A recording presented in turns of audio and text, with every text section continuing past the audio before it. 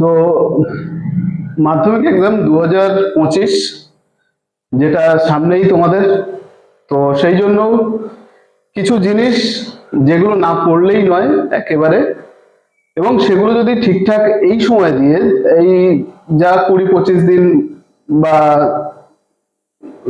যেটুকু টাইম আছে সেইটুকু টাইমের মধ্যে তোমরা যদি এই প্রিপারেশন গুলো নিতে পারো, তাহলে 100% 80% স্কোর করার অপরচুনিটি তোমাদের সামনে থাকবেই থাকবে। তো সেই জন্য তোমরা একটু বইটা নিয়ে বসবে। আর সিলেবাস তো একদম সহজ সিলেবাস, যেটা বহুদিন থেকেই চেঞ্জ হয়নি, এরকমই আছে।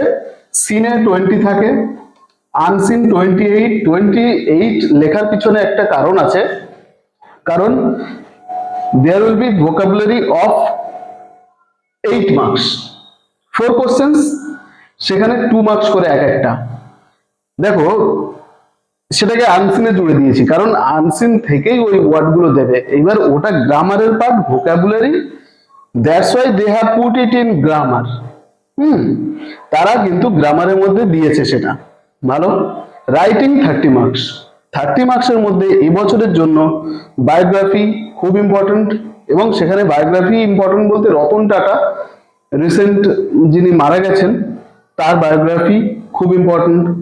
যেমন তোমার জীবন মুখার্জি একজন হিস্টোরিয়ান মারা গেছেন, তার বায়োগ্রাফি, এগুলো কিন্তু রিসেন্ট, এগুলোর উপর একটু তোমাদের হাইলাইট করতে হবে। আমিও করিয়ে দেবো, সেগুলো চিন্তা নেই।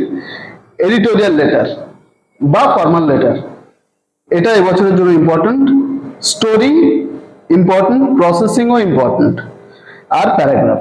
এই 5টার মধ্যে 3টে পাবেই পাবে। যেমন কিছু জিনিস বাদ গেছে, রিপোর্ট বাদ চলে গেছে, সেটা গতবার এসেছিল। তোমার নোটিশ বাদ গেছে, যেটা গতবারে চলে এসেছিল। তোমার পার্সোনাল লেটার বাদ গেছে, যেটা গতবারে এসেছিল।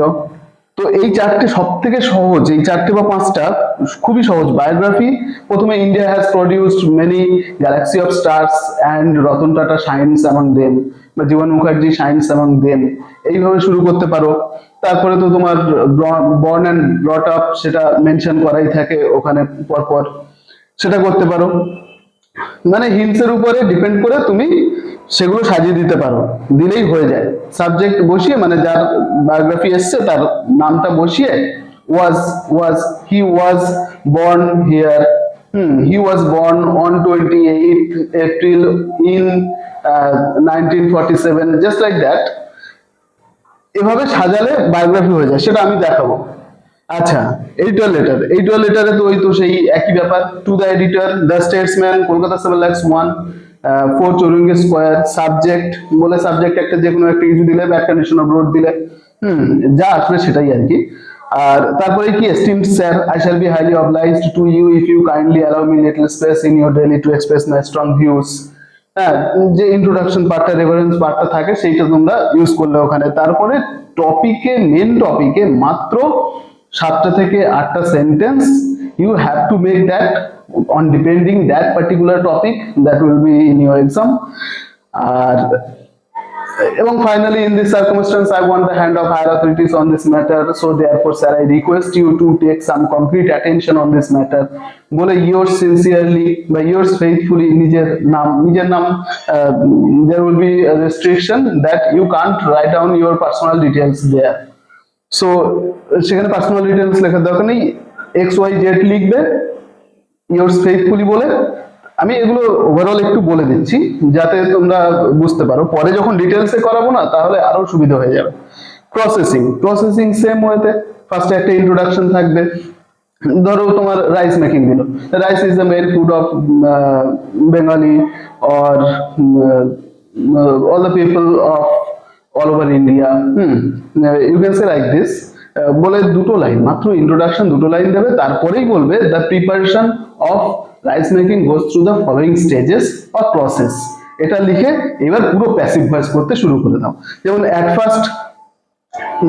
first rice are bought from the market, then water is taken into a pot and it is বলে যেভাবে হয় আমি সেটা পরে করাচ্ছি।